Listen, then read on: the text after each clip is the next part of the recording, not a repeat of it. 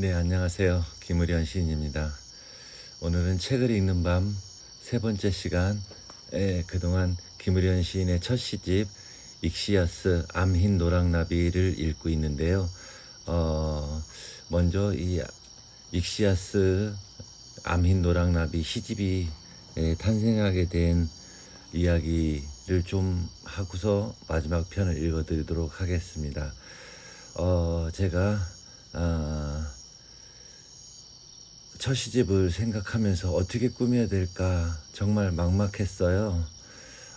그때 300만 원이란 지원금을 문화관광체육부에서 받아가지고 예술인 등록을 해서 처음으로 받았던 300만 원의 지원금을 가지고 고민하다가 10월이 넘고 11월이 됐는데 마음이 너무 급해졌어요. 어떻게 엮어야 되는데 컨셉이라고 시집의 컨셉을 정하지 못하고 고민하다가 잠이 들었는데 나비 한 마리가 날아왔어요.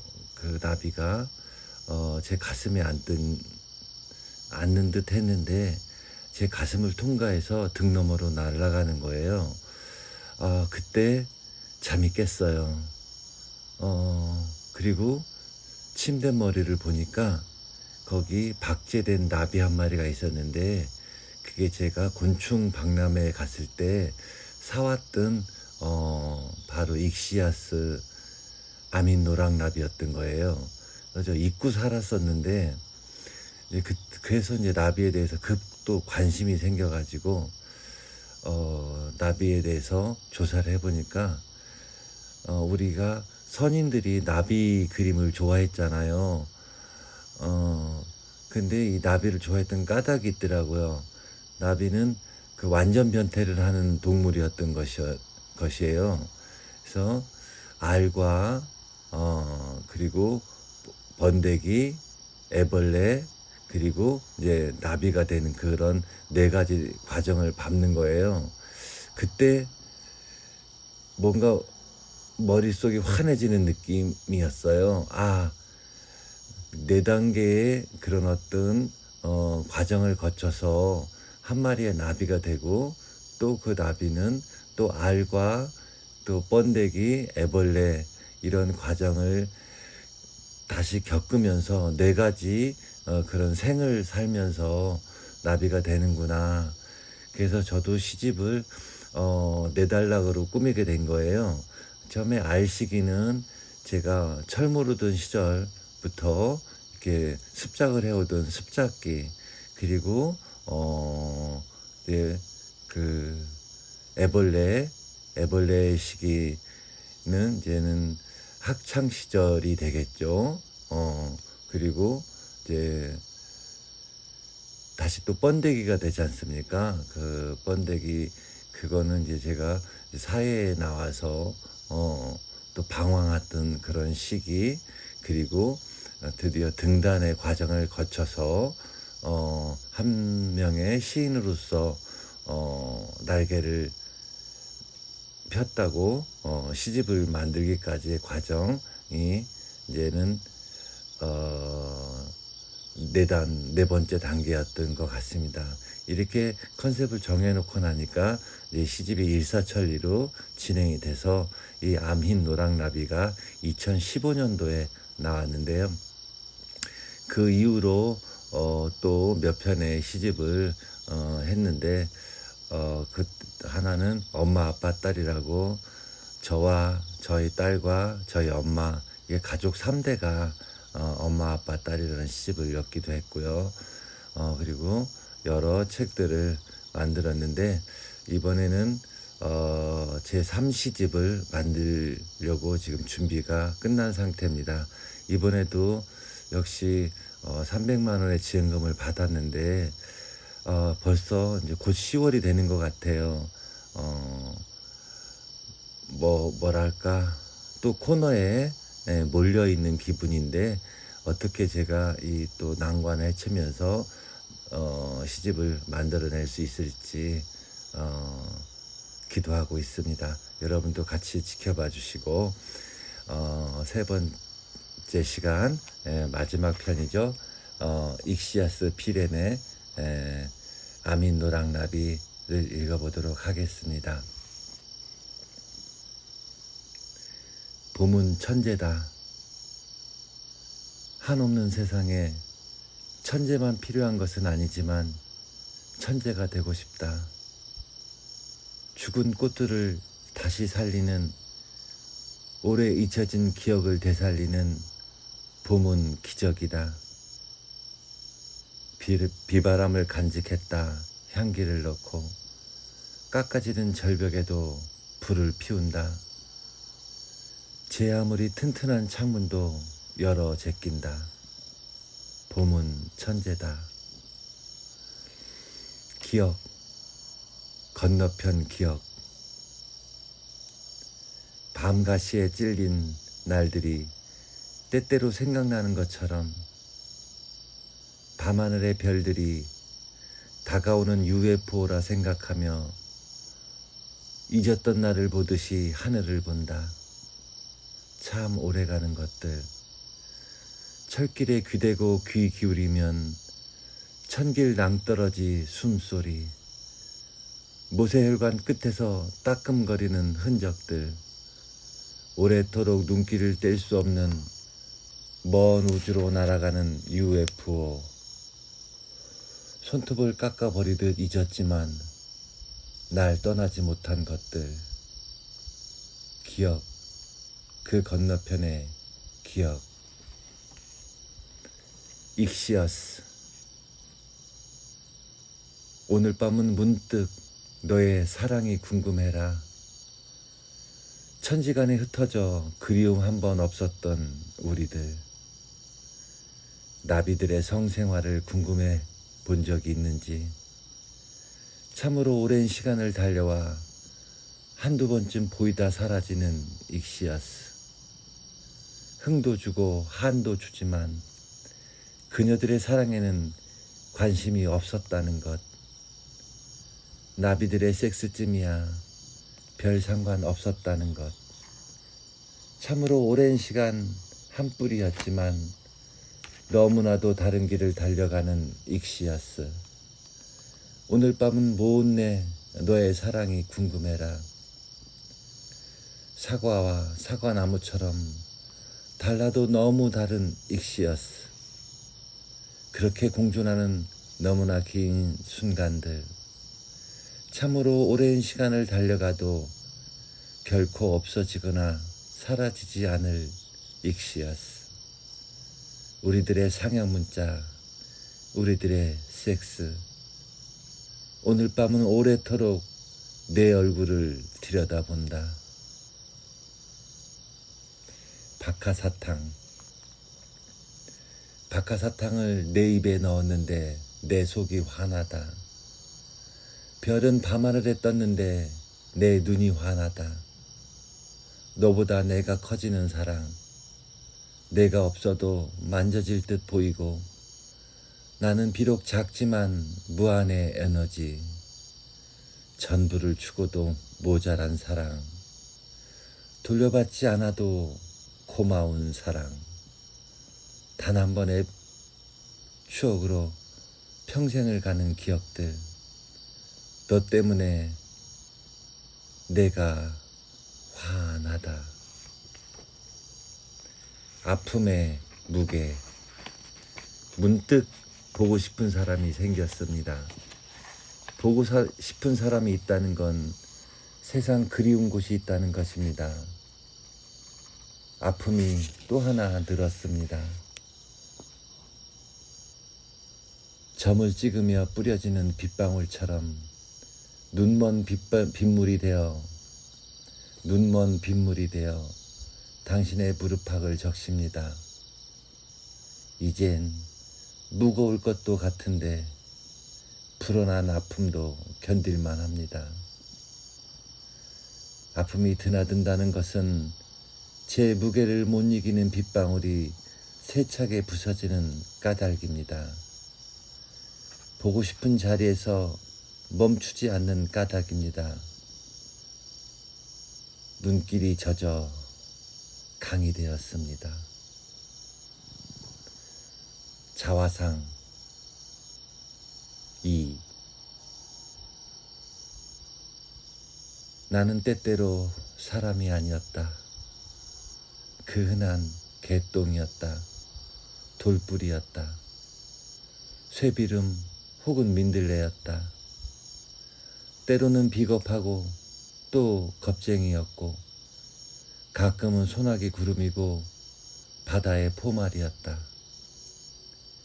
애미애비도 없는 고아였다가 무시선이 두렵지 않았다가 한순간에 쓰러졌지만 내 목숨을 보란듯이 이어가고 있다. 포기한다 해도 없앨 수는 없는 것. 이 세상은 오히려 껌딱지처럼 내게 붙었다. 나는 주로 사람이었다. 군뱅이의 재주도 풀뿌리의 인내도 갖춘 나를 이루는 것을 생각해 볼 때 나는 비로소 나를 본다. 그때서야 안다. 모든 것이 내 것이었다. 내 긴 얼굴이나 콧등의 점 하나, 좀 비겁할지라도 널 사랑하는 마음들, 충분하진 않아도 부족하지 않음을. 나는 처음에 손발도 없는 군뱅이였다. 때때로 내가 지나온 길을 돌아보면 너무나도 축복에 찬 시간이었다는 것을. 봄밤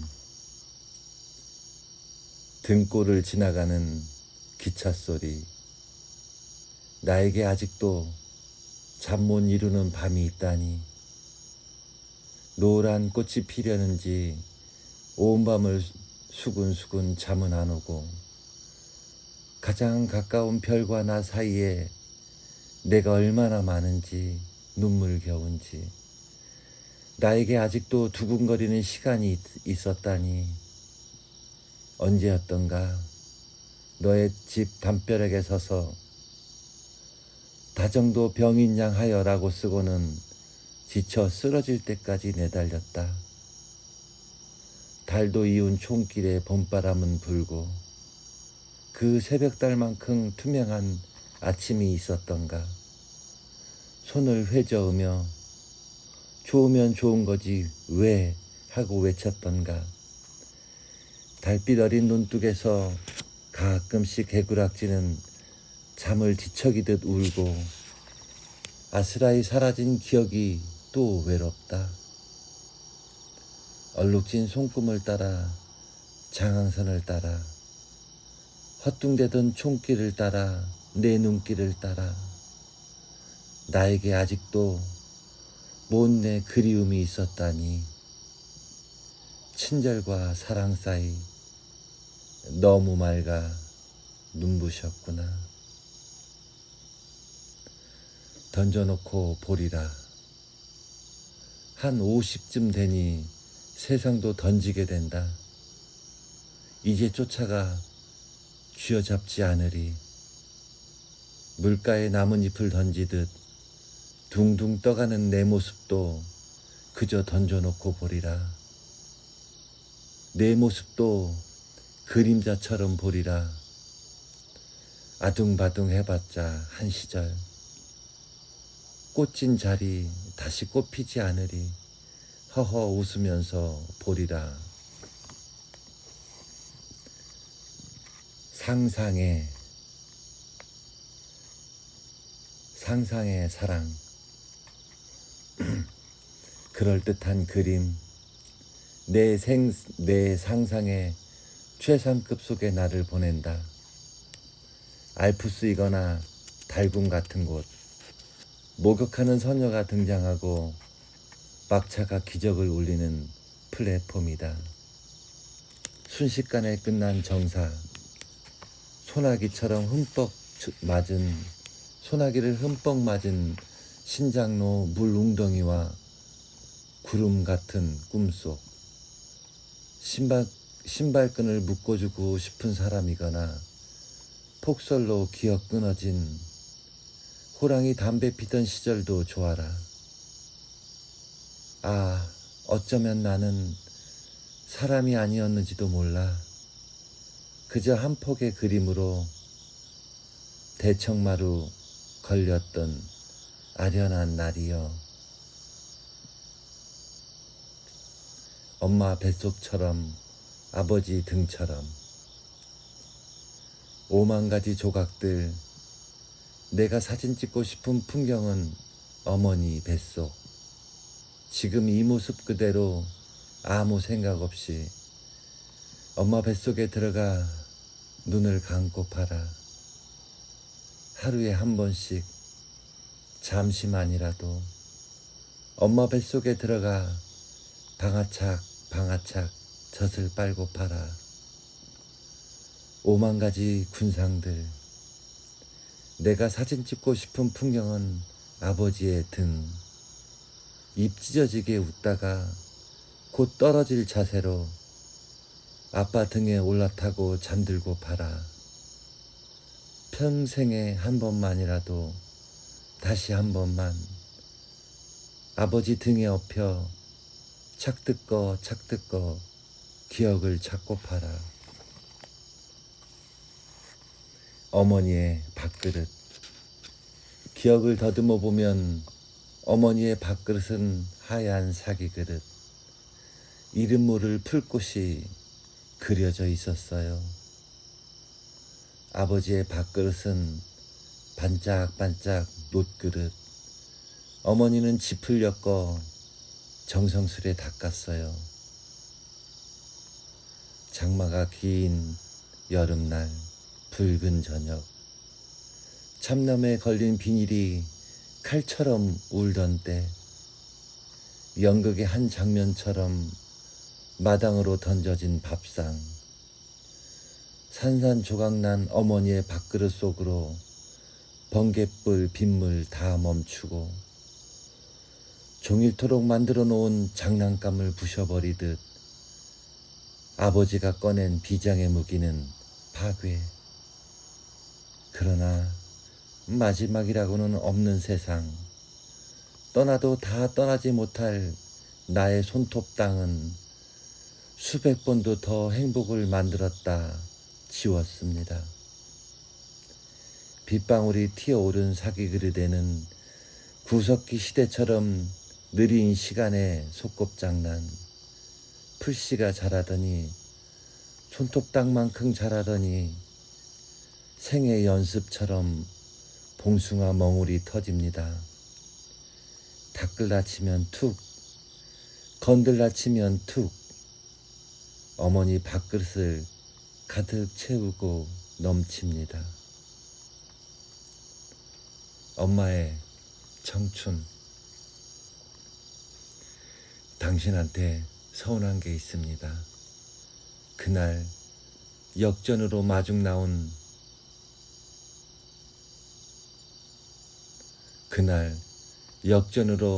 나를 마중 나온 날, 당신은 날 확인하고 앞장서서 걷기만 했습니다. 달 밝은 시오리길을 마냥 걸었습니다. 밤인데도 꽃향기 그윽했던 것을 보면 봄이 한창이었나 봅니다. 간혹 어떤 새들이 울어서 발걸음의 속도를 맞추기도 했는데 지금 생각하면 못된 뻐꾸기였더군요. 무작정 당신을 따라 걸었습니다. 어디서 그런 확신이 들었는지 뒷모습부터 좋아하게 되었습니다. 한 번쯤 뒤돌아서서 손이라도 잡아주시지. 당산나무 아래를 걸을 때쯤에서는 내 이름이라도 한번 불러주시지. 그것이 못내 서운한 이유입니다. 어느덧 길이 끝나고 개가 컹컹 짖네요. 우린 서로의 이름을 부른 적이 없지만, 우린 서로를 부를 필요도 없이 살았지만 뻐꾸기는 사철을 울었으면 좋겠습니다.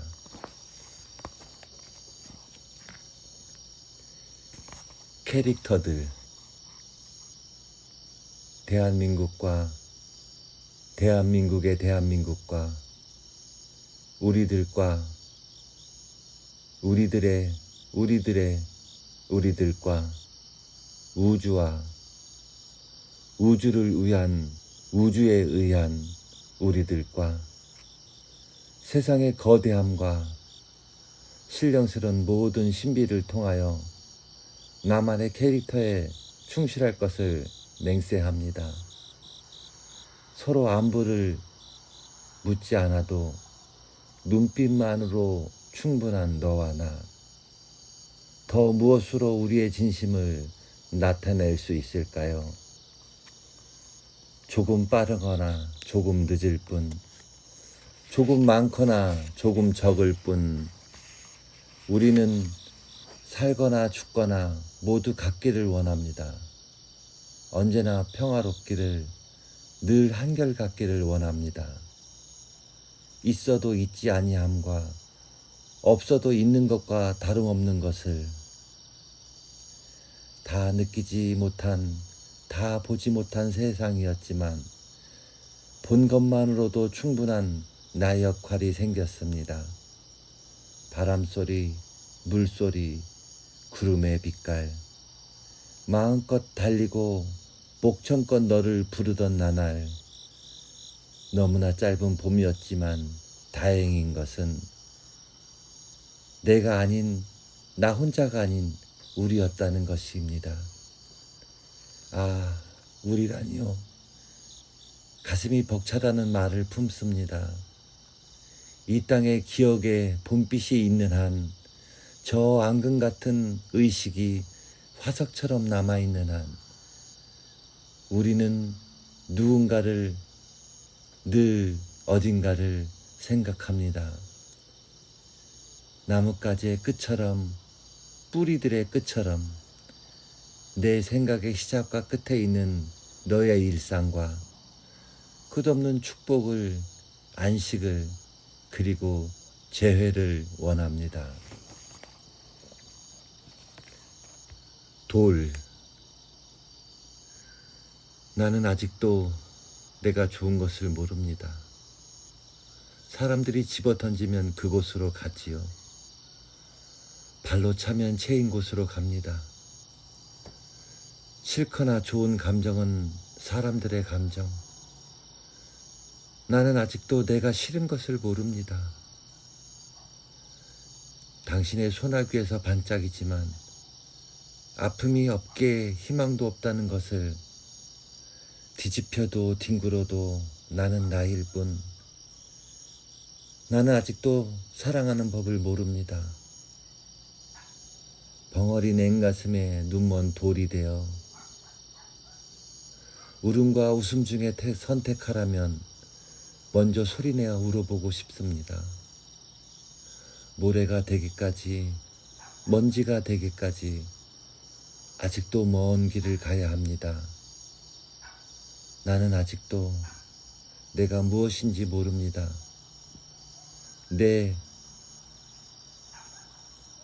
그 옛날 내 가슴에 와 박힌 화석은 푸름이 일깨워준 너무 먼 행성이었습니다. 더 세차게 차주세요. 더 거칠게 집어던져 주세요. 당신에게 조금 더 가까워진 느낌입니다. 원중력.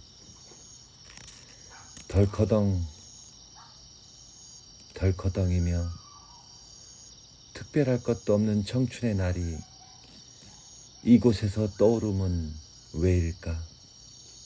떠난 적도 돌아온 적도 많았지만 언제나 평행의 선.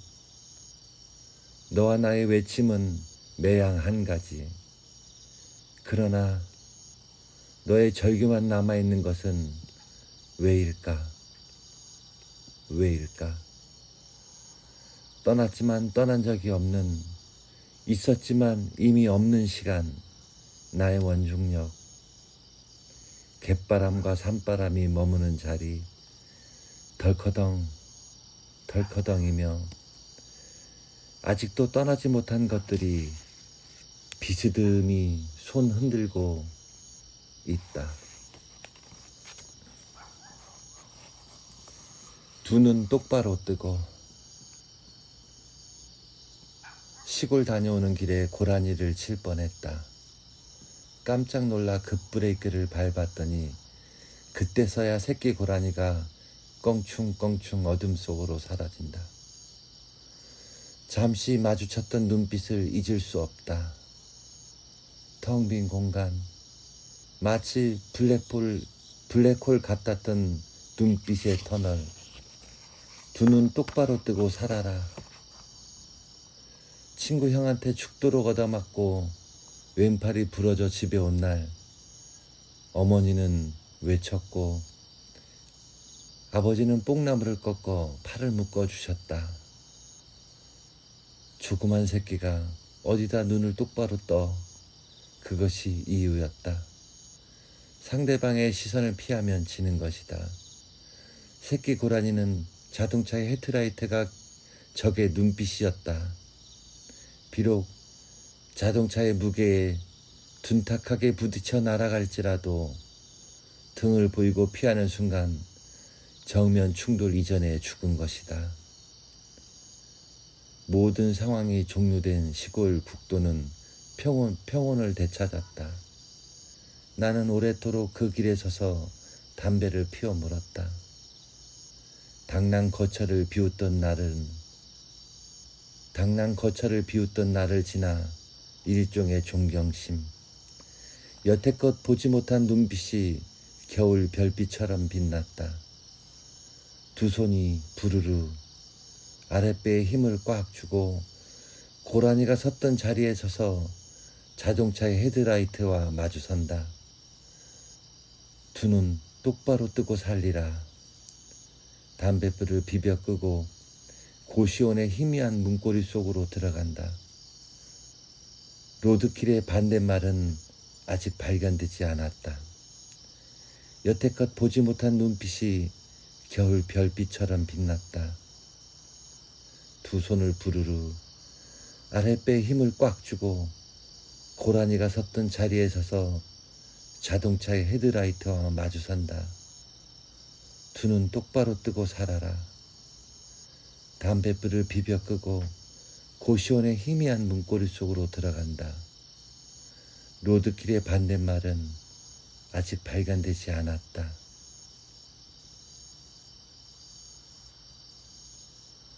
층층나무. 널 기다리는 일로 일생을 보냈다. 한 5,000년. 태어난 이후로 잠들지 않는 기다림. 푸른 눈망울을 반짝이며 널 그리워하지만 한 발짝도 움직일 수 없는 몸부림. 별빛에 옷깃적시며 오가는 제자리 걸음. 이별 없는 붙박이 별이다. 다가서야 보이는 것들. 나뭇잎의 손금을 들여다보면 그늘과 그늘의 징검다리. 천년이 하루 같은 빛낯이 떨어진다. 한층 가까워졌다고 허공에 쓴다. 밥 한 끼의 힘. 모르는 사람들과도 기회가 되면 자주 밥을 먹게. 밥상머리에서 인정이 난다고. 과연 밥 한 끼의 힘은 위대하였다. 밥 한 끼의 힘으로 일어서는 사람들. 밥은 떨기별이다. 밥 한 끼의 시와 사랑, 우정. 나도 몰래 평생을 약속하게 되지. 삶이란 때때로 수많은 밥빚을 세우고 등을 밀지만 밥의 힘처럼 끈끈한 게 없었다. 난 언제나 돌아올 수 있었다. 난 언제나 밥상머리로 돌아올 수 있었다. 지구상에서 가장 아름다웠던 풍경은 석양 들길 산그늘에 한 줄기 밥 짓는 연기다. 중력과도 맞먹는 힘이다. 쓸데없는 생각. 점심 먹고 어슬렁어슬렁 배부른 사자처럼 담배 필 곳을 찾는다. 시든 곳에 눈길을 주다가 한창 때를 억지로 떠올리다가 잡생각은 벌처럼 날아서 난국의 식물원을 오버랩시킨다. 참 많은 꽃들이 피어 있었지. 그때 빨간 히비스커스를 샀던가. 그런데 누구랑 같이 갔었던가. 가까운 과거가 전설처럼 아득하다. 아차, 하염없이 옛 생각을 하다가 그만 이쑤시개 날카로운 침이 잇몸을 찔렀다. 검지손가락에 빨간 피가 묻어나왔다. 무의식에서 현실로 퇴. 하급무사처럼 이쑤시개 표창을 날린다. 관역을 아무렇게나 빗나간 별똥별들. 참 쓸데없는 생각이 핑 돈다. 그 많던 웃음꽃 대신 피 묻은 손가락엔 주먹꽃이 피었다. 봉이의 노래. 이내 슬픔을 팔아야겠다. 저 꽃에게. 슬픔은 슬픔을 위해 존재하고 슬픔만이 슬픔을 어루만진다. 이젠 사랑도 팔아야겠다. 흔들리는 차창에 등을 기대고 꽃들의 이름을 세어본다. 나 홀로 슬픔의 꽃. 얼마나 많은 세월 당신의 사랑을 만지려 했는지, 그 무엇도 소유할 수 없음을 알면서 당신의 모든 것을 갈망하던 나날, 이내 사랑을 돌려받아야겠다. 저 꽃에게, 저 빛깔에게. 텅 빈 종착을 두려워하며. 춘심아, 오래된 벌들의 길, 나비의 나라. 어김없이 따순 물이 돌아 꽃밭 가득 하늘 높이 솟구치면 내가 놀던 살구꽃 마을에 가오리 연이라도 날리고 싶다. 벌들의 성과 나비들의 점, 무엇라고 썼든 다 사랑이라 읽으며 꽃만큼 적어본 이름, 봄보다 붉은 입술, 혀, 목구멍, 간절했지만 부끄러워라. 춘심아, 우물 속으로 불러보면 별똥별처럼 쏟아지는 이름이여, 나의 모든 기억이 부끄러움이라니. 감나무 마른 가지에서 펄떡이는 가오리연, 갈기갈기 찢어지더니 천지사방에 흩어진다. 살구꽃이 지는 듯. 자연산. 자연스럽게 사는 것이 최고요. 잘 살려면 시상말을 잘 들어야 해요. 가을 들판의 감은 따먹으라고 있는 것인께, 암만 코박고 계곡물을 안 먹어본 사람이 어디 있단가. 허락받고 산딸기 따먹은 놈이 미친 놈이지. 잘 살려면 바람소리도 척척 알아듣고, 잘 살려면 다람쥐처럼 달을 먹지도 잘해야 해요. 나랑 산으로 도토리나 주우러 가잔께. 천지사방에 쩌렁쩌렁 신밧달을 외치며 가슴 탕탕 치면서 사는 거지. 암만 봄, 여름, 가을, 겨울 육갑 떨지 말고 잘 살려면 자연대로가 최고요. 나한테 뭐 달라고 하지 마. 너도 이미 넘치도록 다 가지고 있구먼. 마음 가는 대로, 물결 치는 대로. 가랑이 한 입보다 가벼운 인생 아니던가. 큰께 원시인처럼 자연산이 되자고. 암만 시집을 엮으며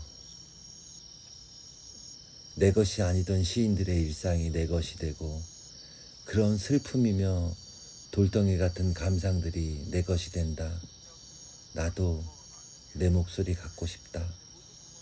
이제껏 나는 마른 들판의 소리였다. 한 발짝씩 내게 다가섰던 마음을 엮는다. 들길을 돌아와 탁탁 신발에 달라붙은 진흙을 털며 더 이상 털릴 것이 없을 때 비로소 나는 내 것으로 남을 터다. 한 번쯤 분화방의 사랑도 하고 싶고 한 번쯤 절정해서 내 이름을 불리우고 싶다. 네, 이렇게 암흰 노랑나비를 완독했습니다. 완독했고요.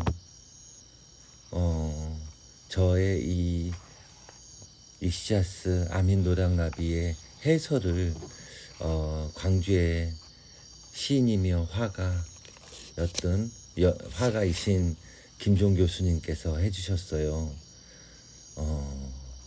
사랑의 보법이 빚은 순정한 언어들 이렇게 써주셨고 철새와 텃새의 시약 이렇게 또 제목을 붙여주셨네요. 그렇게 말씀입니다. 제가 이 시 서문에 서문이 아니라 첫 번째 시로 철새에게 텃새에게 이런 시를 썼었는데요. 철새는 텃새를 부러워하고 텃새는 철새를 또 부러워하고 둘 중에 한 가지만 선택해서 살아야 되는 게 맞는데 철새도 돼보고 싶고 텃새도 돼보고 싶고 텃새가 되면 철새가 그립고 철새가 돼서 이리저리 다니다 보면 다시 또 둥지를 갖고 사는 텃새가 부럽고 한번 시인으로 산다는 것은 솔직히 저 같은 경우는 어쩌면 한 번도 편한 잠을 잔 적이 없는 것 같아요. 꿈속에서조차 잠에서조차 뭔가를 꾸준히 더 뭔가 깊이 넓게 저를 좀 더 단련하고 확장하고 싶은 마음이 늘 있었던 것 같습니다. 어찌 보면 욕심이 많은 거죠. 그냥 순응하면서 그 운명에 따라서 살아야 되는데 그 운명의 끝을 보고 싶은, 그래서 그 끝을 이어서 살고 싶은, 그래서 어떤 이 생의 끝이 아니더라도 뭔가 좀 1mm라도 더 어제보다 나은 오늘보다 더 발전되는 내일, 그런 것들을 추구했기 때문에 아마 제 영혼은 편한 안식을 못 찾았던 것 같습니다. 솔직히 눈에 보이는 것보다 눈에 안 보이는 게 더 많다고, 더 크다고, 그리고 그것이 더 위대할 거라고 아직도 그런 생각을 하고 있기 때문에 어떤 점에서는 참 철없다, 아직도 그런 생각을 하고 사냐, 그런 말을 듣기도 하고, 때로는 참 순수한 사람이야 라는 말을 들을 때 칭찬으로 듣기도 하지만 또 한편으로는 이게 칭찬일까, 그러면서 현실과 그런 이상을 오고 가는 내 정신이 과연 21세기를 살아가는 이 시절에, 이 시기에 나는 과연 대중성을 확보할 수 있을까 하는 생각까지도 해보게 됩니다. 아무튼 김종 교수님이 해설을 해주신 부분을 공유해 보도록 하겠습니다. 사랑의 보법이 빚은 순정한 언어들, 철새와 텃새의 시약, 김종, 시인, 화가. 언제부터인가 광주의 문화 현장에 가면 빠짐없이 만나는 얼굴이 있다. 큰 키에 준수한 얼굴, 항상 그윽한 눈웃음이 물결지는. 그는 그곳에서 메모도 하고 사진도 찍고 허드렛 일을 솔선하기도 하고, 그러는 그의 모습이 요즘 젊은 사람 같지가 않아 궁금한 만큼 마음이 갔다. 그리고 그렇게 바쁜 와중에 원고는 언제 써내는지 일간지 지면 여기저기에 그의 글들을 대하게 되고, 그러다가 함께 어우러지게 되면서 그의 생각을 짚어보게 되고, 그렇게 김의련 시인과의 인연이 시작되었다. 김 시인이 광주의 문화 현장에서 산소 노릇을 한 지는 그리 오래지는 않았다. 그러나 이제는 그의 모습이 보이지 않는 현장은 그만큼 빈자리가 커 보이고 공허한 느낌이 들 만큼 그의 산소 역할이 필요해지고 있다. 살아가면서 우리가 거의 의식되지 않은 존재가 산소라는 것쯤은 강조 안 해도 새삼스럽다. 그러나 그리 의식하지 않는 산소가 조금만 부족해도 우리는 금방 호흡곤란을 겪는다. 김 시인은 그렇게 우리들 문화 현장에 와서 산소처럼 우리들 가슴에 청량하게 스며들었다. 그리고는 그가 들고 온 원고 뭉치를 받았다. 며칠간을 묵혔다가 정독을 하고 왠지 꽂히듯이 아래의 식구가 눈에 밟혀 반복해서 읽었다. 하늘 높은 곳, 터질 듯 솟아오르는 난 꿈같은 뭉게구름, 두 팔 벌려 그리는 그림. 입도운.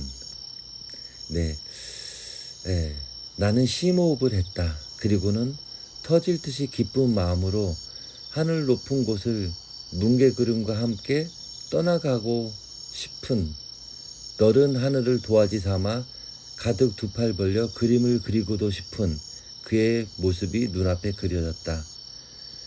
연보에는 그도 지천명을 넘겼을 텐데 일이 천진할 수가 있을까?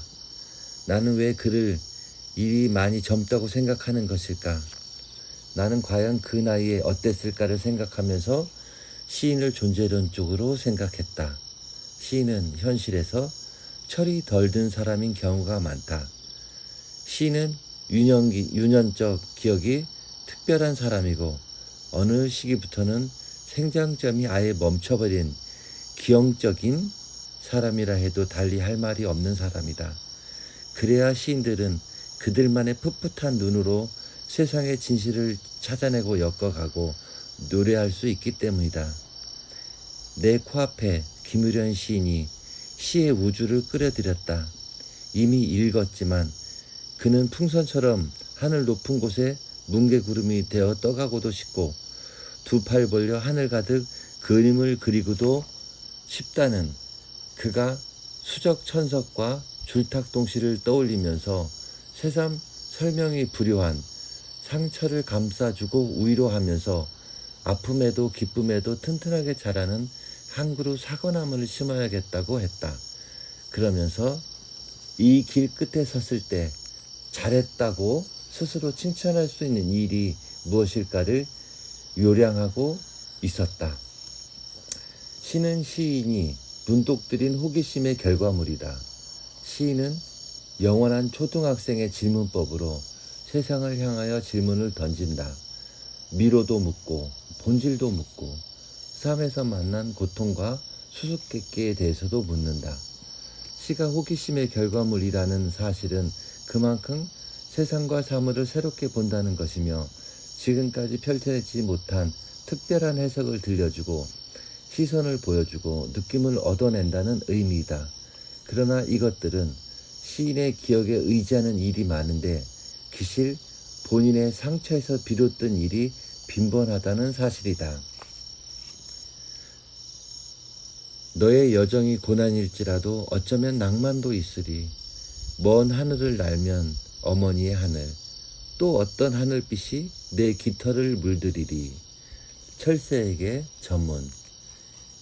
너의 안주가 고통이 된다면 날아보는 거야. 나를 수 있을 만큼 그것이 너의 최선이라든가. 명태가 무태에 올라가면 알도 창자도 다 빼앗기고 처마 밑에 달리지. 지금 너의 보금자리는 따뜻하니?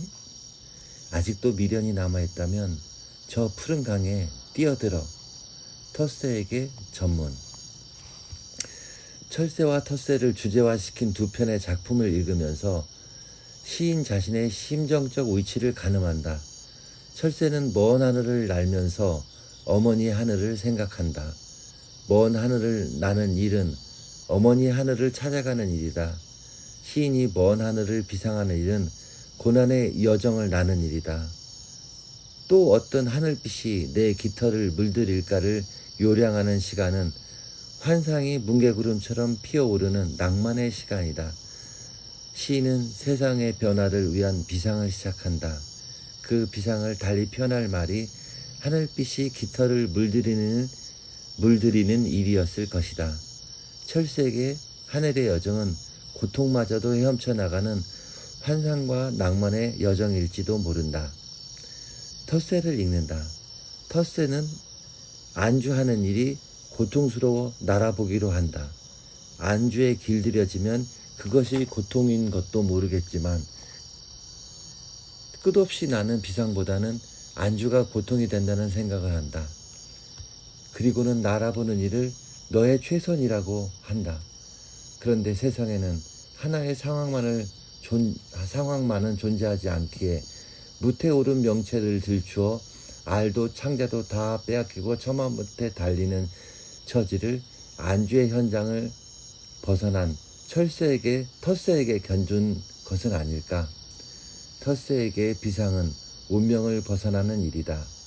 그런데 벗어날 수 없는 운명임에도 비상을 주문했다면 그것은 시인이 보금자리를 벗어난 사실을 의미했음이리라. 텃새에게는 보금자리의 안주가 따뜻한 현실이 되겠지만 그 같은 미련을 떨치고 저 푸른 강 물에라도 뛰어들까를 작정하듯 비상하는 일이 나는 자의 최선인 것이다. 무등산과 살기 위해 광주에 오다. 비하기지 싶지만 김의련 시인이 상대화시킨 철새와 텃새의 노래는 상당한 의미에 나아간 높은 상징성이 읽힌다. 철새처럼 날개 내려놓을 틈이 없이 살아온 시간의 이면에는 텃새의 보금자리의 시간이 희구된 것은 아닐까. 김의련 시인이 생의 시간에는 철새의 시간과 텃새의 시간이 함께 읽히고 그것이 시인 자신의 처지를 견주어 설명하는 일이 되었습니다. 시인이 언젠가 제가 하는 말처럼 이런 말을 했었다. 아내가 아니었으면 광주에 눌러앉지 않았을 겁니다. 이제는 철새로 살았던 환상의 시간들을 접고 텃새의 시간들로 몸바꾼 시인의 모습 뒤에 여실히 읽히는 작품이 무등산이다. 더 어둡기를 기다려 무등으로 간다.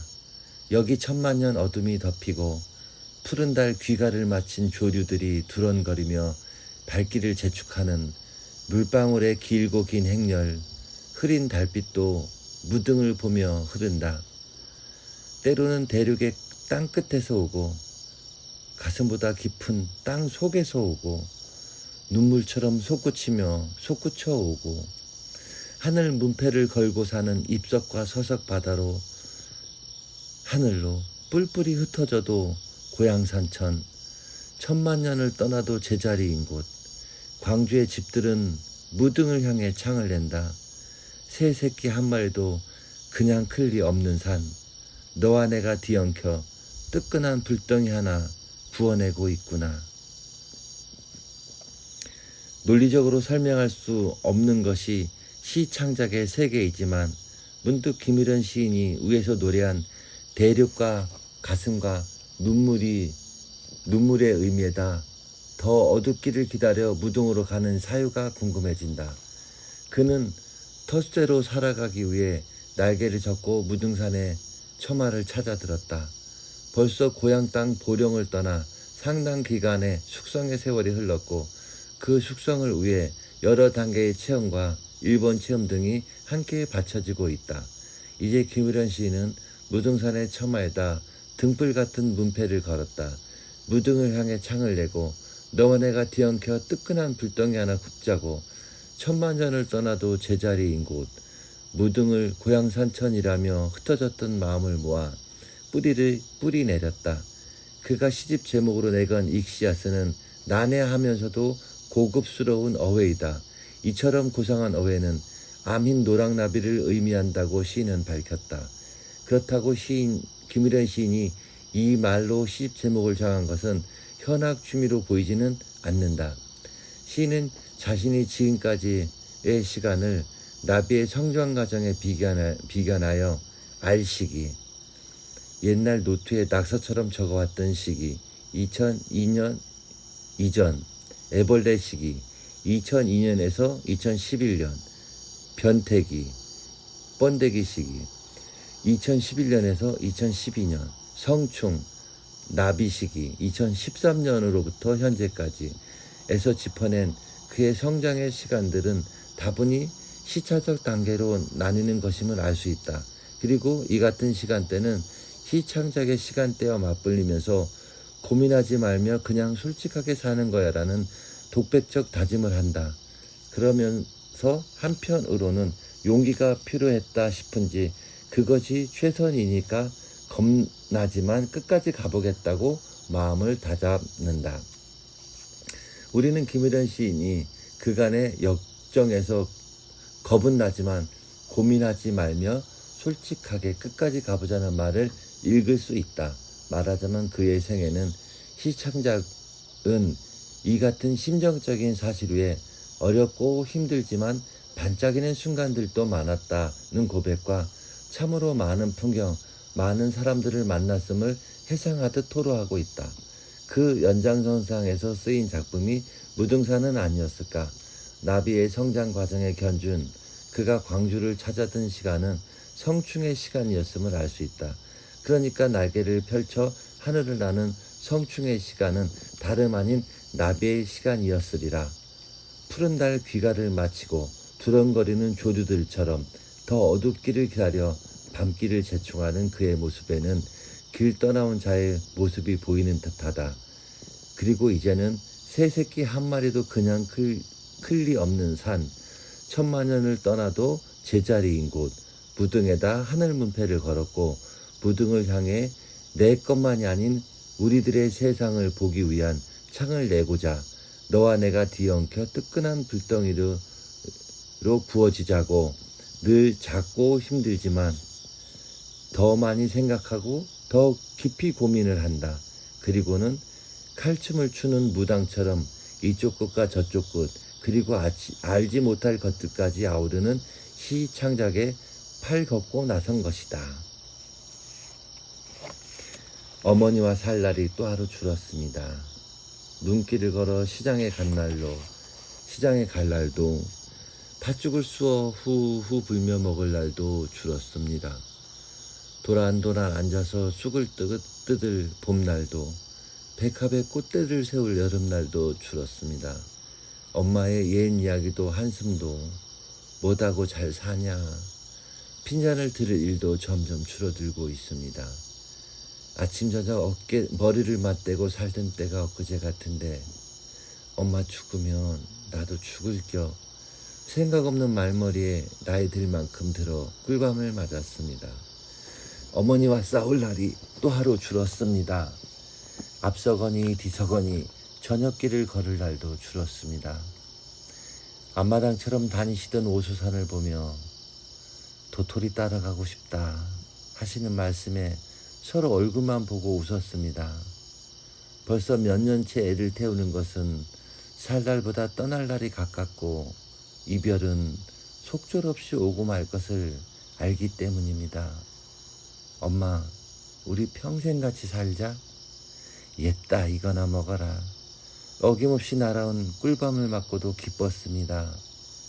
꽂히기 전에 꼭 찾아가겠노라고 약한 마음 잡숫지 말라 해놓고 어머니의 안타까운 일상과 옛 꿈속으로 헤매입니다. 1초면 전화에 목전껏 부를 수 있는 이름, 우리 아들 하고 부를 날이 또 하루 줄었습니다. 다 큰 놈이 애미 이불 속으로 들어온다며 돌아눕던 어머니, 그 늙은 등에 사랑해 하고 쓰던 날이 헌 통장의 잔고처럼 줄어들고 있습니다. 얘야, 이 수박 참 맛있구나. 퇴마루에 기대어 배가 터지도록 수박을 먹을 날도 줄었습니다.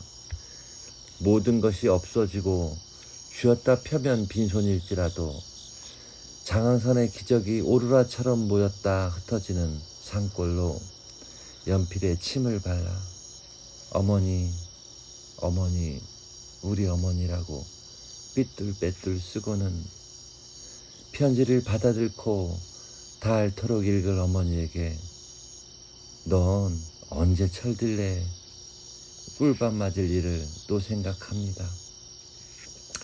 김일현 시인의 작품 중에는 어머니를 노래한 작품들이 여러 편 눈에 띈다. 석 달 전에 그는 노년의 어머니가 작업한 그림 작품들로 세상 사람들을 향해 전시회를 가졌었다. 그 자리에서 필자는 작가 김기훈 할머니의 심중을 밝히는 글을 보태고 축하의 말을 얹었지만 속기 없는 사람들과 어울려 작품 감상도 하고 축하의 퍼포먼스도 펼치는 등 아름다운 축제의 시간들이 여태껏 지어지지 않은 채다. 그때 종이 위에 김기훈 할머니가 크레파스로 틈틈이 작업해낸 유년의 풍경들은 가감없이 어머니의 기억들이 재생되었고 그것들은 사투리적 정감의 세계를 보여준 좋은 전시였다고 여겨진다. 김일현 시인의 어머니 김기훈의 그림 전시회는 광주의 여러 문화공간에서 계속 전시가 이어지면서 특별한 목적을 두지 않은 회화 작품의 전시회가 유독 돋보였다고 생각한다. 엄마 죽으면 나도 죽을겨. 전시회에 참여했던 필자이라 김일현 시인이 쓴 어머니의 작품들은 이해가 한결 빠르다는 생각이 든다. 어머니에게 언제 철들래 소리를 들어가며 또 꿀밤 맞을 일을 생각하는 시인의 모습은 천진하기 짝이 없다. 어머니 앞에서 종아리를 걷고 매맞기를 자청한 아들이 어머니가 내리치는 회초리에 힘이 쇠진한 것을 느끼면서 대성통곡했다는 선인의 고사가 연상되는 작품이 어머니와 살 날이다. 이 작품에서도 어머니의 하루가 지나가면 어머니의 살 날이 또 하루 줄어가는 것을 셈하는 시인의 천진한 모습이 눈에 보이는 듯하다. 시인은 어머니와의 일들을 헤아리면서 어머니와 살아갈 날들 또한 생각한다. 눈길을 걸어 시장 간 일, 팥죽 쑤어 후후 불어가며 먹던 일, 도란도란 앉아서 쑥을 뜯던 날, 백합에 꽃대를 세운 날, 어머니의 옛 이야기도 한숨도 뭐다고 잘 사냐 핀잔 듣던 일 등등이 아이스크림처럼 점점 줄어들고 있다는 것이다. 그러다 보니 엄마와 싸운 날이 또 하루 줄어들곤 했다. 앞서거니 뒤서거니 저녁길을 걸을 날, 앞마당 같은 오수산을 보며 도토리 따라가고 싶다는 말씀에 서로 얼굴만 보고 웃은 일, 그러면서 살 날보다 떠날 날이 가까워지는 속절없는 이별의 시간들을 걱정스럽게 예감하는 것이다. 그 때문에 엄마 죽으면 나도 죽을게 하다가 나이 들 만큼 들어 꿀밤을 맞고 엄마 우리 평생을 같이 살자 하다가 어금씨 나름 꿀밤을 맞았고 그 꿀밤을 얻어맞고도 기뻤던 아들. 꽃지기 전에 꼭 찾아가겠다. 약한 마음 잡숫지 마시라며 어머니와의 안타까운 시간 속을 아들은 또다시 진입한다. 1초면 부를 수 있는 가까운 이름이 어머니라 하였다.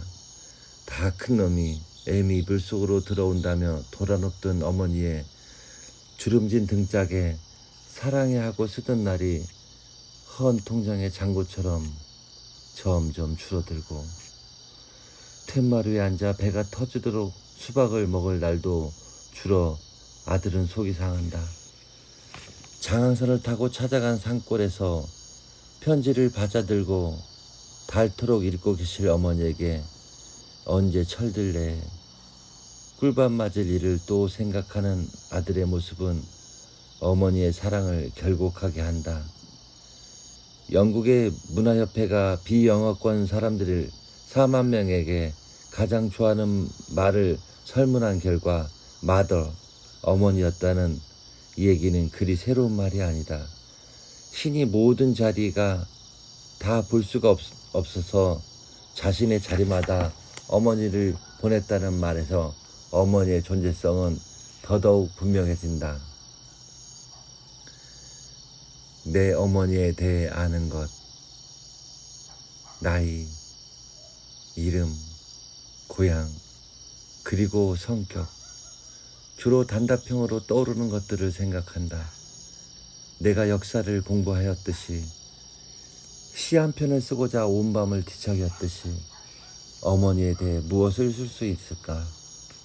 어머니가 좋아하는 것, 그 저녁 무렵의 색깔이며 앞치마에 담아오신 알밤들, 가장 신이 날 때 흥얼거리던 노랫가락 한 소절, 옥수수 한 자루 뚝 잘라 반토막을 내밀던 어느 여름, 그냥 말없이 옆에서 보내던 때와 확실하지 않은 순간들, 그에 비하면 지금 나의 마음까지도 거울에 비춰보듯이 알고 계실 어머니, 나의 걸음마에서 첫 마디까지 기억하고 계신다. 무엇을 좋아할까? 무엇을 싫어할까? 지금 이 순간 내가 어머니에게 할 수 있는 일은 어머니와 함께 있어주는 것. 산술적인 논리가 아니라 그냥 함께 있어 바늘귀에 쉬를 깨고 옛 이야기에 박자를 넣는 것이다. 장마를 못 견뎌 떨어진 능소와 꽃잎들, 시공을 넘나드는 생명의 연속성으로 어머니와 나의 오선지에 추억의 음표가 놓이고 아카시아 잎을 따며 가위바위 보를 하는 풍경이 펼쳐진다. 어머니와 걷던 들길에 소낙비가 쏟아져 방울방울 동그라미 속에 흔들리던 어느 여름철도, 방울방울 동그라미 속에 흔들리던 어느 여름날도, 어머니에 대해서 역사를 공부하듯이 시 한 편을 쓰고자 온몸을 뒤척이는 시인은 나이, 이름, 고향, 주로 단답형으로 떠오르는 것들만을 하나하나 짚어보면서 도대체 아는 게 없다는 생각을 한다. 역으로 어머니는 어떠실까? 나의 걸음마, 나의 첫 한마디에서 무엇을 좋아할까, 무엇을 싫어할까 까지를 거울에 비춰보듯이 꿰고 계신다. 시인이 할 수 있는 일이란 그저 그 같은 어머니와 함께 있어주는 것, 산술적인 논리가 아니라 그냥 함께 있어 바늘귀에 실을 꿰고 옛 이야기에 박자를 넣는 것일 뿐이다. 그런 어머니와의 시간은 시공을 넘나드는 생명의 연속선에 놓여 있다. 시인은 어머니와 나의 오선지에 추억의 음표를 그리고 어머니와 걷던 들길의 소나기도 동그라미 방울 속에 흔들리던 어느 여름철이 있었고 그 모두가 아카시아 잎을 따며 가위바위보를 하던 아름다운 풍경으로 펼쳐진다. 녹그릇과 하얀 사계그릇. 시인이 생각하기에 어머니가 좋아하던 것은 그 저녁 무렵에 노을이거나 앞치마에 담아오던 알밤이거나 가장 신이 날 때 흥얼거리던 노랫가락 한 소절 같은 것이었다. 그런 어머니와는 옥수수 한 자루를 잘라 반 토막을 내밀던 여름날이나 그냥 옆에서 보내던 확실치 않은 순간들이었을 뿐이다. 그는 다시금 노래한다. 기억을 더듬어 보면 어머니의 밥그릇은 하얀 사기그릇, 이름 모를 풀꽃이 그려져 있었어요. 아버지의 밥그릇은 반짝반짝 녹그릇. 어머니는 짚을 엮어 정성스레 닦았어요. 장마가 긴 여름날 붉은 저녁, 참나무에 걸린 비닐이 칼처럼 울던 때, 연극의 한 장면처럼 마당에 던져진 밥상, 산산조각난 어머니의 밥그릇 속으로 번갯불 빗물 다 멈추고 종일토록 만들어 놓은 장난감을 부셔버리듯 아버지가 꺼낸 비장의 무기는 파괴. 그러나 마지막이라고는 없는 세상, 떠나도 다 떠나지 못할 나의 손톱 땅은 수백 번도 더 행복을 만들었다 지웠습니다. 빗방울이 튀어오른 사기 그릇에는 구석기 시대처럼 느린 시간의 소꿉장난, 풀씨가 자라더니 손톱 땅만큼 자라더니 생애 연습처럼 봉숭아 멍울이 터집니다. 닦을라 치면 툭, 건들라 치면 툭, 어머니의 밥그릇을 가득 채우고 넘칩니다. 손톱 땅이 의미하는 것은 무엇일까? 김의련 시인의 작품들을 반복해서 읽으면서 어머니의 생각들이 그만큼 간절하고 체질 속에 피돌기처럼 스며 있음을 알았다. 분위기로만 보면 작품 속의 어머니의 이미지는 천석고항에 나아간 고향 의식일 수도 있겠다. 그리고 시간의 작용을 거부하고픈 시인의 자의식일 수도 있겠다는 생각이다. 어머니 앞에서 시인은 그지없는 철부지다. 이미 읽어온 두 편의 작품이 그것을 짚어보게 한다. 위의 두 작품과는 달리 어머니의 밥그릇에는 아버지가 등장한다. 아버지가 출연하는 날은 번갯불 빗물도 모두 멈추고 연극의 한 장면처럼 마당에 던져진 밥상으로 하여 아버지가 지닌 비장의 위력은 모두 노출되고야 만다. 그 세월에는 행복도 장난감처럼 부서져 버렸고 할 일도 없이 무료해진 시인은 손톱 땅에서 땅뼘놀이나 할 뿐이었다. 어머니의 밥상에는 장마가 긴 여름날 붉은 저녁이 불길한 징조처럼 읽힌다. 참나무에 걸린 비닐 조각이 칼처럼 울던 때 어머니는 정성스럽게 집을 엮어 아버지의 녹그릇을 반짝반짝 닦으셨다. 녹그릇과 하얀 사기 그릇은 그 상징성이 사뭇 대조적이다. 그러나 하얀 사기 그릇은 살짝 떨어뜨리기만 해도 그대로 박살이 난다. 고로 그같이 위태위태한 곳에서 어머니란 존재가 얼마나 큰 인고와 희생 속의 존재인가를 감잡게 한다. 밥그릇은 밥을 담는 그릇이다. 그런데 아버지가 지닌 비장의 폭력 앞에 어머니의 밥그릇은 산산조각이 날 수밖에 없었다. 그래서 준비된 말이 생애 연습처럼 봉숭아 멍울이 터진다고 했을까? 이처럼 고통스러운 시인의 시간이 철새의 시간을 만들었고 마지막처럼 날개를 접고 자다든 처마가 무등산은 아니었을까? 꽃이 피다를 꽃으로 말하면 나를 켜다가 아닐까? 우리가 등을 켜듯 우리가 마음을 열듯 별이 켜지던 어떤 가을밤, 세상이란 이 앞집산 속에 난 그만 내 마음속에 모래알 하나를 품었네요. 사랑이라 하기에 우정이라 하기에 싹이 틀 수 없는 모래알. 잊을만 하면 서걱이네. 반짝이는 이름, 반짝이는 눈빛. 몸 구석에서 두 발을 감싸고 떨며 그립고 아프며 따뜻하기도 했지. 꽃이 지다를 꽃에서 말하면 뭘까요? 절대란 세상을 움직이는 힘, 나 피어 있습니다. 수없이 연습했던 안녕이란 말, 하얀 바닷가에 남기며 더 큰 계절에서 피어날 모래알, 나 피었습니다. 김유련 시인의 무등산을 읽고서 한참을 생각하였다. 그러다가 고른 작품이 위의 모래알이다. 갑작스런 느낌이겠지만 생물학적으로 꽃은 식물의 심볼이다. 그러니까 사람의 눈으로 들여다본 식물의 개화 현상은 고지격대로 말하면 부끄러움도 아랑곳 없는 음란한 현장이다. 그런데 그걸 김유련 시인은 꽃이 불켜다로 표현한 것이다.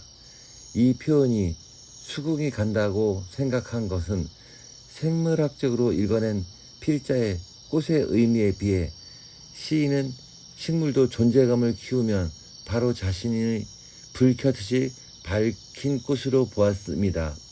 요컨대 우리가 상대하는 세상에 불을 켜고 마음을 밝히는 일은 가을 하늘에 별이 켜지듯 상대가 꽃처럼 불 밝히는 일인지도 모른다.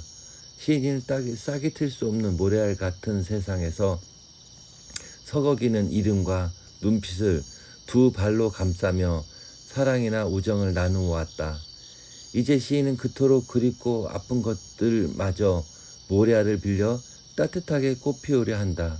그러면서 그때의 세상에서 절대를 떠오르며 나 피어 있습니다라는 사실에 다다른다. 그렇다면 시인은 작품 모래알을 통해 무엇을 전하고 싶었던 것일까?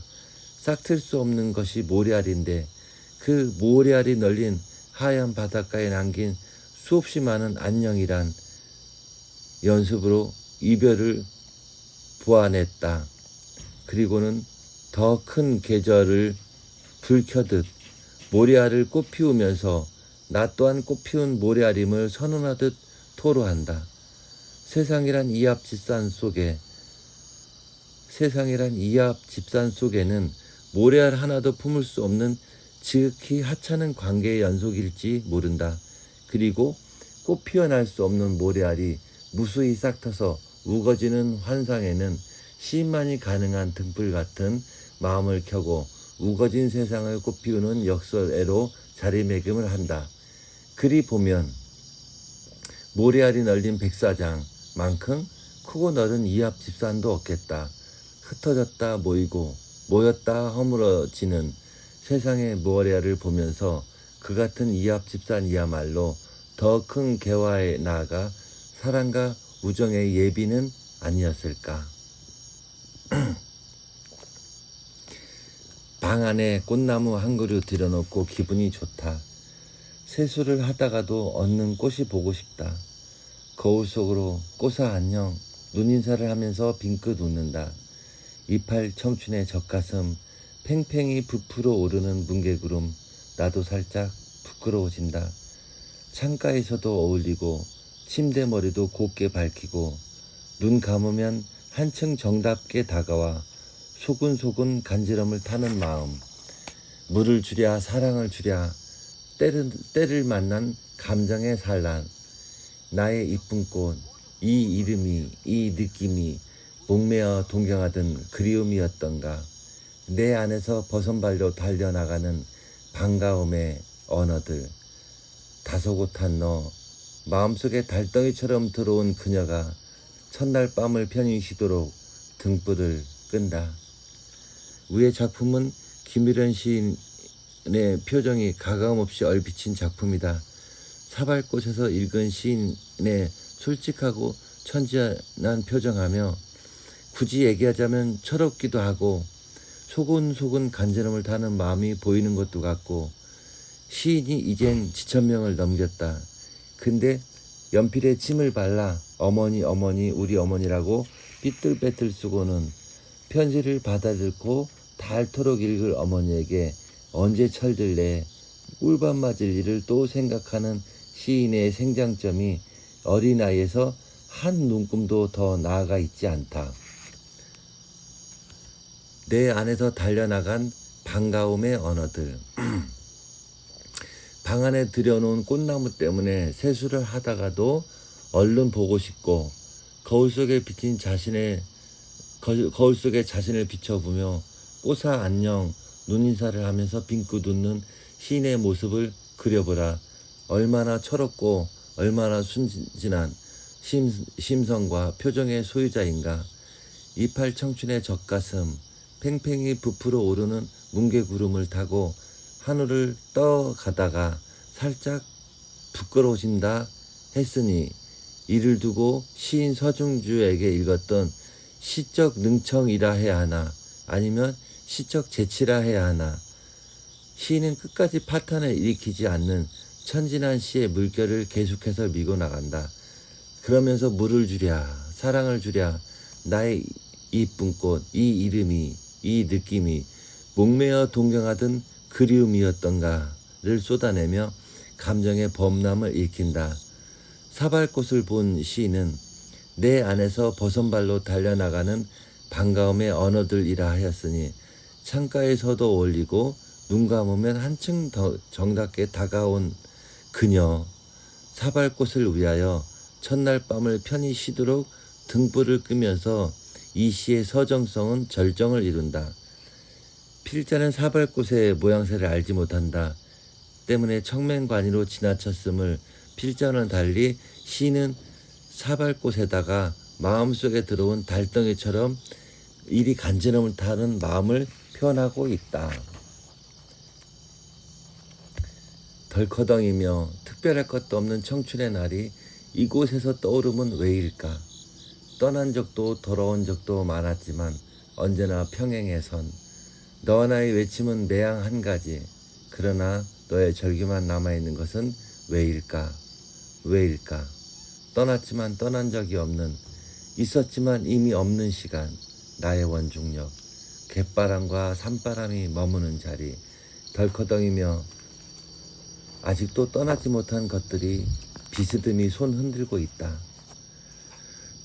덜커덩이며 아직 떠나지 못한 것들은 떠났다. 하지만 떠나지 못하고 특별할 것도 없는 한 청춘이 원중력을 지나면서 지난날의 시간들을 떠올렸던 모양이다. 시인의 생각은 언제나 평행의 선이었고 너와 나의 외침은 매양 한 가지였을 법한 절규의 시간을 역설적이게도 떠난 적도 돌아온 적도 많았던 시간이라고 해상한다. 시가 분해의 힘을 지니는 것은 이처럼 비정상적인 어법을 만났을 때이다. 시인은 원중력 이전에 세월에 떠나고 돌아오기를 여러 차례 반복했던 모양이다. 그리고 새삼스럽게도 지나간 일을 돌이켜보니 떠난 것은 기정사실인데도 떠난 사실을 받아들이고 싶지가 않았던 모양이다. 떠났지만 떠난 적이 없었다는 것은 다르게 보면 존재했지만 존재한 적이 없다는 표현으로도 읽을 수 있을 것이다. 만해 한용운 시인의 님의 침묵에서 떠났지만 보낸 적이 없다는 역설을 읽은 느낌이다. 위의 작품에서 맞는 김의련 시인의 어법으로 바로 만해의 그 같은 표현이 떠올랐다. 사실 살고 있으면서도 살아본 적이 없다는 우리는 이를 어떻게 읽어야 할까? 시인은 반추라도 하듯 되돌아본 청춘의 날을 특별할 것도 없었다고 해고한다. 그리고는 제대로 떠나기 위해 원중력은 그 시발점이 되었고 그 이후의 시간은 떠남의 시간을 찾아가는 일이었다. 그때 환청처럼 너의 절규가 맴돌았고 갯바람과 산바람이 머무는 자리를 아직 떠나지 못한 것들이 배회하듯 손 흔드는 시간의 바퀴소리가 덜커덩이며 당도했을 것이다. 나는 김의련 시인의 갯바람과 산바람을 음미하면서 그의 지나간 시간이 스미듯이 다가왔다. 이들 속에는 시인이 머문 거처의 배경으로 바다도 있었고 내륙의 시간도 있었으며 자꾸만 되돌아 보이는 시간 위에 원중력이 갯바람처럼 살랑이고 있었던 것이다. 이 지점에서 읽어낸 작품이 돌이었다. 나는 아직도 내가 좋은 것을 모릅니다. 사람들이 집어 던지면 그곳으로 가지요. 발로 차면 채인 곳으로 갑니다. 싫거나 좋은 감정은 사람들의 감정. 나는 아직도 내가 싫은 것을 모릅니다. 당신의 소나기에서 반짝이지만 아픔이 없기에 희망도 없다는 것을 뒤집혀도 뒹굴어도 나는 나일 뿐. 나는 아직도 사랑하는 법을 모릅니다. 벙어리 냉가슴에 눈먼 돌이 되어 울음과 웃음 사이에서 선택하라면 먼저 소리내어 울어보고 싶습니다. 모래가 되기까지, 먼지가 되기까지 아직도 먼 길을 가야 합니다. 나는 아직도 내가 무엇인지 모릅니다. 그 옛날 내 가슴에 와 박힌 화석은 푸름을 일깨워준 너무 먼 행성입니다. 더 세게 차주세요. 더 거칠게 집어던져 주세요. 당신에게 조금 더 가까워진 느낌입니다. 김일현 시인의 고백 속에서 너무 중구난방으로 시를 써보다 보니라는 부분이 있다. 시인은 이 같은 일로 시집을 내기가 부끄러웠다고 말하고 있다. 시인이 시를 쓰는 데는 여러 까닭이 있겠지만 시인 자신의 위안이 가장 비근하지 않을까. 말하자면 돌은 시인이 이 같은 생각을 읽을 수 있는 작품이었다. 위의 작품은 김일현 시인이 자기 고백적 요소가 강한 작품이다. 원중역에서 시인이 떠난 적도 돌아온 적도 많았다고 하였다. 하지만 아직도 떠나지 못한 그 자리에서 비스듬히 손 흔들고 있는 것들과 매양 한 가지의 떠남을 외치던 시인이었다. 그의 외침은 역사를 넘어 자조적인 시간에 이르렀다. 돌에서 읽어낸 시인의 이 같은 생각은 당신의 소나기에서 반짝이지만 아픔이 없기에 희망도 없다는 것을 뒤집혀도 뒹굴어도 나는 나일 뿐이래. 나는 아직도 사랑하는 법을 모른다고 하였다. 자신을 중심에 세우지 못한 채 변두리의 삶을 사는 시인은 그래서 당신의 소나기에서 반짝일 수밖에 없었던 것이다.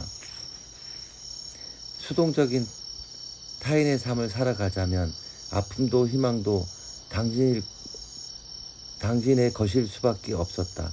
그때 작정한 듯이 뒤집혀도 뒹굴어도 나는 나일 뿐이라고 오기가 동했고 나는 아직도 사랑하는 법을 모르는 반어적 청맹관이 그러다가 벙어리 냉가슴 눈먼 돌이 되었고 울음과 웃음 중에서 먼저 소리내어 울고 싶다는 절규를 토해낸다. 그러나 더욱 잘게 부서지기 위해 아직도 먼 길을 가야 하는 시인은 아직도 내가 무엇인지 모른다고 하였다. 더 세차게, 더 거칠게 던져주세요. 이 시가 절정을 맞는 곳에 더 세차게 차주세요. 더 거칠게 집어던져 주세요. 부분일 것이다. 이들 표현으로 시인이 더 이상 물러설 곳도 양보할 곳도 없는 형국이라면 이같이 격렬한 자조적 언어가 독자에게 보다 효과적으로 어필할 것은 분명하다. 집어 던지면 집어 던지는 대로 발로 차면 차는 대로 구르는 돌멩이는 기실 시인 자신의 다름이 아니며 모래가 되기까지 먼지가 되기까지 먼 길을 가면서 당신에게 조금 더 가까워지려는 먼 행성처럼 떠다녔던 것이다. 내 주소가 없는 것이 아니었구나. 풀꽃도 나뭇잎도 번질 수가 있었구나. 양림동 78번진 다영 김현승의 유년번지, 양림동 90번진 다영 김현승의 신혼번지, 내 고향 플라타나스 잎들이 풀풀 꽃피어 눈물 짙은 북트 칠성이 흩어진다. 내 고향은 보령 땅 능동 73번지, 류인연의 풀뿌리가 땅속 깊이 이어져 다영 100년을 오고 가는가. 손바닥에 적어보는 짧은 사연들, 북쪽 캄캄한 평양 어딘가 막막한 번지에서 마른 피가 흘러와 어둠을 덮네. 김현승의 가슴속 얘 와서 가을을 맞다니 아 참으로 즐긴 인연의 끈이로다. 양림동 78번지 전문. 모래가 되고 먼지가 될 때까지 시인은 먼 행성처럼 떠돌면서 깃들이곤 했던 보령 땅 능동 73번지의 풀꽃이나 나뭇잎의 시간들을 거쳐서 참으로 질긴 인연의 끈을 끌고 양림동 78번지의 문패를 걸었다. 실로 긴 시간의 흐름을 이어서 김현승의 유년번지, 김현승의 신혼번지를 자신의 주소로 하기까지 그 주소에서 무등산의 노를 바라보는 텃새로 익숙해진 시간까지는 강물 하나쯤의 시간이 흘렀을 것이다. 시인은 이곳에 둥지를 틀고 유의 인연의 풀뿌리가 땅속 깊이 이어져 다영 100년을 오고 가느냐는 감탄 어린 반문을 한다. 김현승 시인과의 인연이야 북쪽 캄캄한 평양 어딘가 막막한 번지에서 시작되었겠지만 플라타나스 잎들이 풀풀 꽃피어 흩어지던 북두칠성이 눈물의 양림동 78번지였고 이 번지가 시인의 주소가 되어 김현승의 가슴속에서 가을을 맞고 있다. 시인은 마른 피가 흘러와 어둠을 덮는 시간의 손바닥에 짧은 사연을 적어 보면서 우주 만물 모두를 소유하는 시간에 나아간다. 그리하여 거처하는 문패를 달았고 비로소 주소를 얻은 시는 다시금 행여의 길에 오른다. 이게 바로 이전에 방황하는 다른 심신의 통풍이요 이동인 것이다. 어머니의 탯줄 같은 기차를 타고 어둠 속 동굴 속으로 나아갑니다. 푸른 안개 겹겹이 사방은 까맣고 상처만큼 큼지막한 별빛들 달강달강 뿌뿌 기적이 섞이는 희망 한 칸 고독 한 칸 가슴바닥 밀려드는 흰 파도 따라 들숨과 날숨을 새며 남으로 갑니다. 겨울 들판 원시의 풍경처럼 어둠 저편에 닿으면 어머니 품입니다. 옛마을 창가에 동백꽃 발갛고 눈동자에 떠가는 언덕 위의 예배당 달강달강 뿌뿌 검은 나무를 지나서 저 하늘 좀 더 밝은 자리 어머니의 손금 같은 선로를 타고 다듬이 소리 호젓한 여수로 갑니다. 시인은 어머니의 손끝 같은 선로를 타고 다듬이 소리 호젓한 여수로 달린다. 시인이 선로를 타고 추억처럼 달리는 차는 막차이다. 부제에도 있지만 화가 환희원에 여수로 가는 막차를 소재로 한 이 작품은 가슴바닥 밀려드는 흰 파도 따라 들숨과 날숨을 새며 남으로 가는 기차였다. 여기에서 여수는 시인의 늦은 시간에 원시의 풍경을 간직한 채 막차를 타고 막연한 그리움으로 찾아가는 유토피아일지 모른다. 푸른 안개 겹겹이 사방은 까맣고 희망 한 칸 고독 한 칸을 잇고 달강달강 뿌뿌 검은 나무를 지나서 겨울 들판 원시의 풍경처럼 어둠 저편을 달리는 열차인가. 등불 잡고 동구바까지 마중 나온 늙은 어머니의 품안을 향하여 달리고 있다. 아직 천지사방에 밀려온 어둠이 거뭇거리고 숨이 차는 비탈을 거쳐 저 하늘 좀 더 밝은 자리를 달리는 중이다. 옛마을 창가에 동맥꽃 빨갛고 눈동자에 떠가는 언덕 위의 예배당 그래서 여수로 가는 막차는 손 내밀면 닿을 것 같은 회백색 톤의 그리움을 달리는 차이다. 러시아를 다녀온 그녀는 빈 들판을 말하고 외딴 판잣집과 바람을 만난 이야기, 부엌에서 카투샤를 부르던 니나 할머니의 노래를 연탄불로 굽는다. 보글거리는 생명들, 원시로 얼룩진 강언덕을 생각하면 긴 머리 소녀 같은 아무르강이 서 있다. 러시아풍 자작나무 숲을 걸어가면 하얀이 얼굴을 드러내는 우물 속 어머니의 휘파람 소리, 대륙을 횡단하며 무어라 외쳐대는 낡은 열차의 옆구리가 숭숭 뚫려 있다. 젓가락 장단도 없이 꼬레아를 부르는 사람들, 찌개 국물은 흘러넘치고 가슴을 2등분하는 수목 한계선을 콧날에 두고 눈물 한 방울 보태지 않을 수가 없다.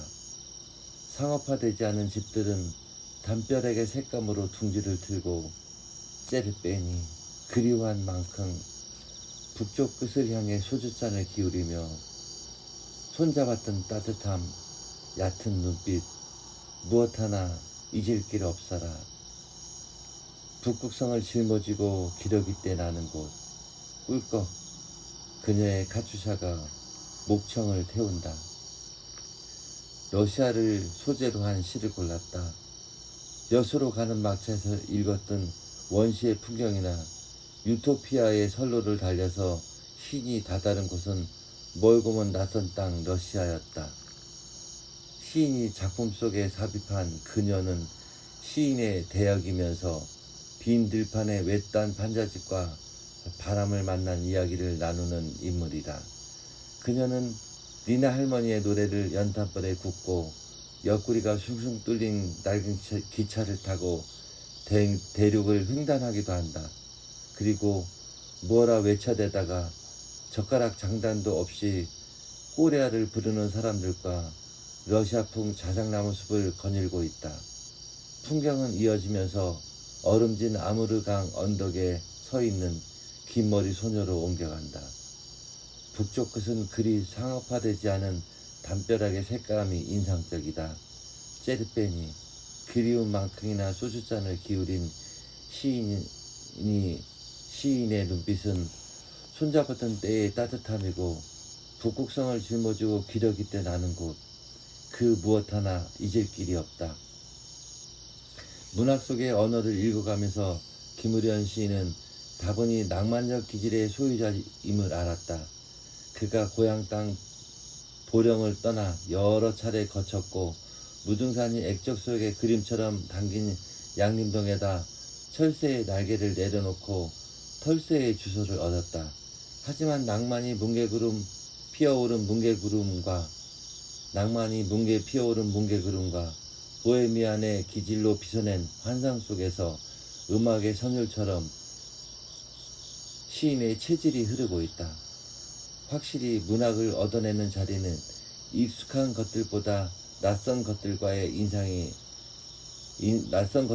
인상과 느낌이 주요하다는 것이 상식이다. 서양 사람들이 문학사조에도 시인의 기질과 개성에다가 시인의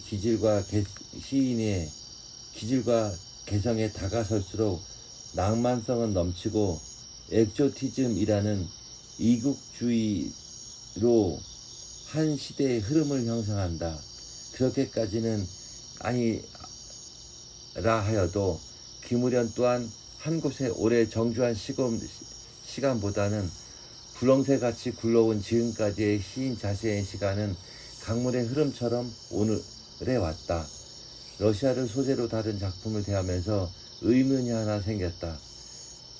시인의 연부에 보면 동경 비주얼 아트 문예 창작과 과정과 일본 대학교 사진학과를 수료한 사실을 보아 일본에 체제한 기간이 상당했었다. 그런데도 어디에도 일본을 다룬 시편들은 보이지 않았다. 여기에 무슨 연유가 있을까? 의문으로 남기지만 시인이 드러낸 낯선 세계의 체험들을 일면에서는 사실적이지만 이국적인 정경을 스케치한 환상성을 눈빛 밝혀 읽을 수 있었다. 그 환상성이 이국적인 낭만성으로 이기는 것과 무리는 아니다. 자신이 성장했던 유년 시절의 풍광과 또 다른 자연을 바꾸면서 그에게는 밀려드는 그리움만큼 소주잔을 기울이는 시간 또한 갖게 했을 것이다. 낭만주의자들은 다다를 수 없는 것들엔 시간이든 대상이든 끝없이 갈망하며 그리워했다.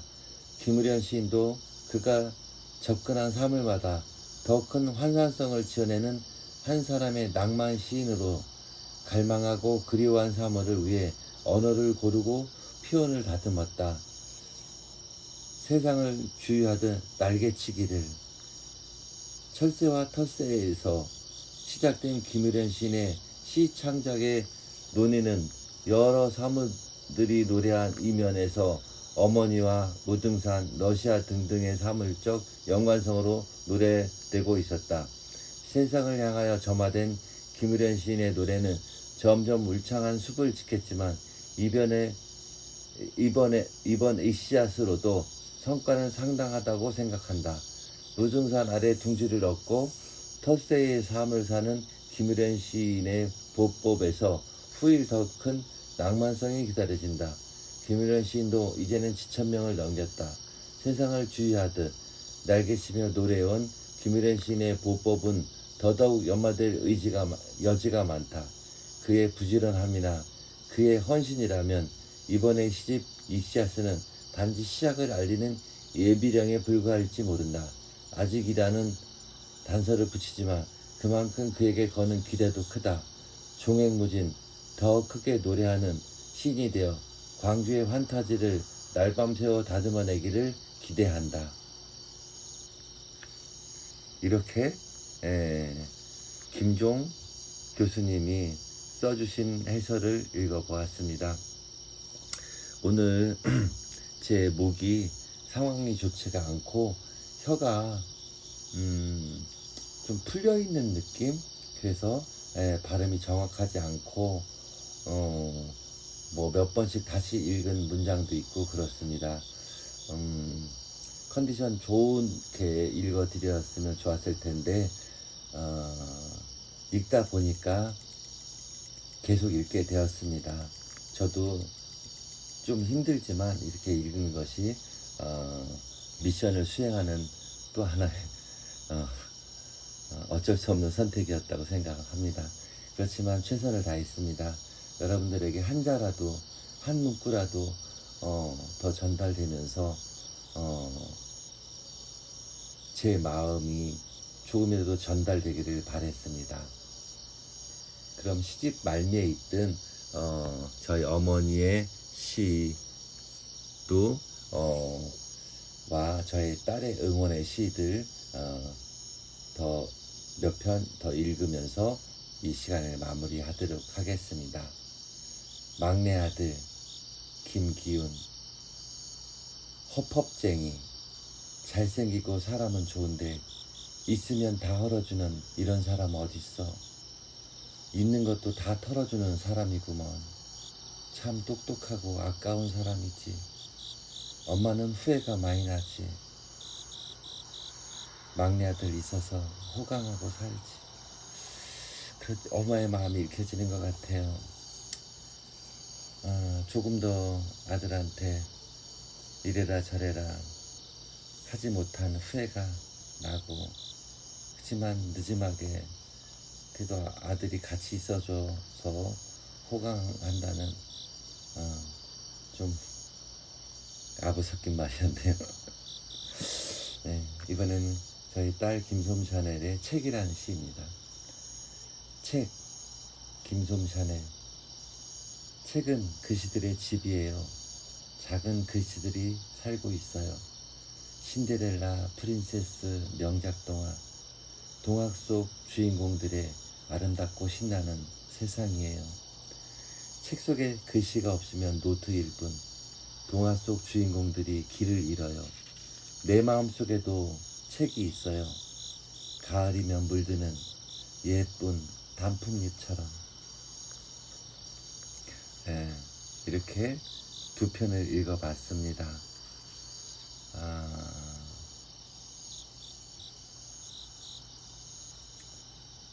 그리고 이것은 저의 소감이었네요. 기억과 추억의 데칼코마니, 나의 익시아스, 암흰 노랑나비. 산새를 잡으러 산에 가서 산새 구멍에 손을 넣었는데 손에 잡힌 것은 능구렁이었어요. 그러한 서늘함을 느껴보았는가요? 시인이 시를 알고 전율을 느끼는 그 서늘함이 마치 그와 같다는 생각을 합니다. 따뜻함 이전의 차가움, 서늘함의 기억으로부터 늘 이탈하지만 그 주변을 맴맴 도는 일상이었다는 것을 시인합니다. 시를 쓴다는 것은 형벌이었습니다. 기쁨이 슬픔을 향하는 기쁨이 슬픔을 향하여 존재하는 것처럼 결국은 모든 색을 섞어버려야 나를 잊을 수 있을까요? 100번의 기쁨은 잊었지만 슬픔의 순간들이 더 찬란하기에 포물선을 그린 별똥별이 수평으로 날아갔다는 사실을 담담하게 받아들일 즈음 이미 나의 성장은 멈춰 있었습니다. 고통과 환희가 섞인 몽정의 밤처럼 나의 글쓰기가 그랬습니다. 성장도 아닌 진화도 아닌 수평적인 이동을 받아들이기까지 힘이 들었습니다. 그렇게 방황은 시작되고 오래오래 헤맸습니다. 그러나 빗살무늬 틈 사이 반짝이는 사금파리를 기억하는 것처럼 그 작은 기억들의 꿈은 내 삶의 돌파구였습니다. 어쩌면 모든 생명체의 통과 의례와 같은 기분. 나는 작은 하나였을 뿐입니다. 데칼코마니를 만들어 보셨는가요? 콕 찍어낸 듯 양면의 날개를 펼치는 데칼코마니, 그 신비한 무늬가, 그 신비한 색이 좋아 데칼코마니를 만들던 시간이, 그 시간을 생각하면 화납니다.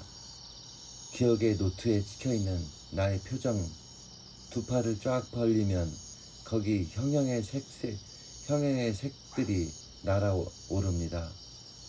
산다는 것은 나를 복제하는 일이며 운명이란 서로 맞잡은 끈이었습니다. 한때 힘들다고 놓아버린 순간들, 그 끝에 맞잡은 내가 나를 붙잡고 나를 바라보고 있습니다. 그랬습니다. 나만 외롭고 슬퍼했던 시간 속에는 보이지 않은 이웃들의 배려와 보살핌이 있었던 것입니다. 시인은 그림을 팔아먹는 장사꾼인지도 모릅니다. 다가오는 시간보다 지난 시간들을 생각하는 시간이 더 많아집니다. 이미 발효된 추억의 향기가 아름답게 살아납니다. 돌아갈 수 없지만 상상할 수 있다는 것은 이미 그 시간에 돌아가 있다는 것처럼, 꿈처럼 내게와 발끝에서 머리끝을 통과하던 날아가는 나의 나비, 꽤나 오래 품었던 생각의 비늘이 우수수 돋아납니다. 기쁨의 말, 슬픔의 일, 동시대의 희노애락을 생각하며 내가 할 수 있는 기억을 아름답게 장식하자고, 추억은 삶을 움직이는 힘이라고, 이 모든 것은 자연이 내게 준 선물이라고 그렇게 생각합니다.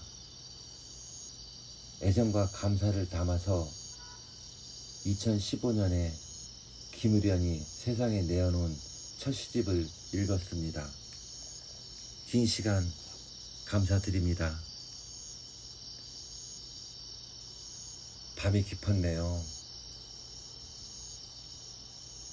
여린 풀벌레 소리가 옵니다. 눈꺼풀이 내려앉을 것 같습니다. 저도 그만 잠들어야 될 것 같습니다. 굿나잇.